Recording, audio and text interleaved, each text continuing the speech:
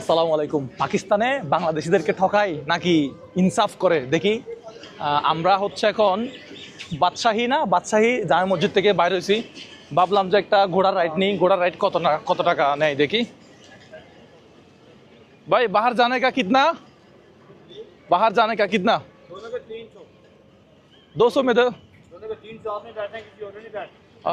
अभी बैठेंगे মানে আমরা বসবো আর কেউ বসবে না। 200 দিজিয়ে 200। 300 था, 300 है। আচ্ছা, এটা হচ্ছে ঘোড়ার মুখে দেখেন কি লাগাইছে। ঘোড়া খাচ্ছে।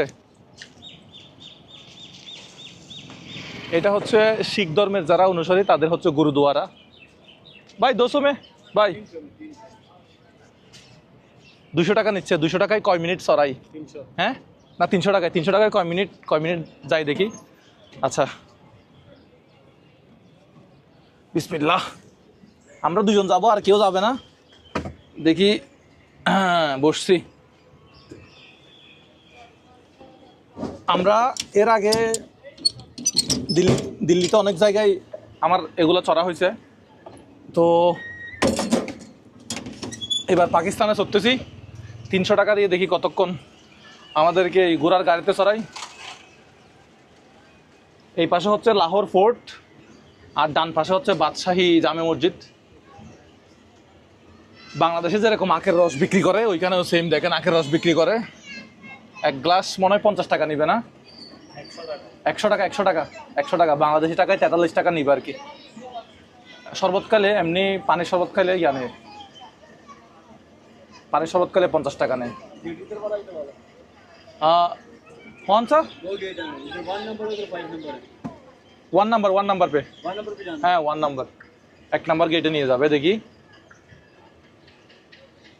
ঘোড়া এখন আস্তে আস্তে চলতে শুরু করবে। ঘুরাইতেছে ঘোড়া গাড়ি চলতেছে। বাম সাইডে ঘুরে গেল ঘোড়া। পাশে ইলেকট্রিক গাড়ি আছে, এগুলা দিয়ে যারা বয়স্ক আছে, টুরিস্ট আছে, ওদেরকে এক জায়গাতে, সিনিয়র সিটিজেন যারা আছে, হ্যাঁ लिविंग हेरिटेज। ওদেরকে এখানে ভিতরে নিয়ে যাই। কে দরজা খুলে যাচ্ছে কেন? ভালো করে বন্ধ করে দিছি। আর আমার সাথে যে আছে আলামিনকে একটু দেখাই। আলামিনও আমার সাথে ঘোড়ায় চলতেছে। ঘোড়ার গাড়িতে আমরা, হ্যাঁ এ দরজা বারবার খুলে যাচ্ছে। দরজা तो खोल रहा है बार-बार। क्या बोलता है? হুক টুক খুলে যাবে তো। ओके। পাকিস্তানে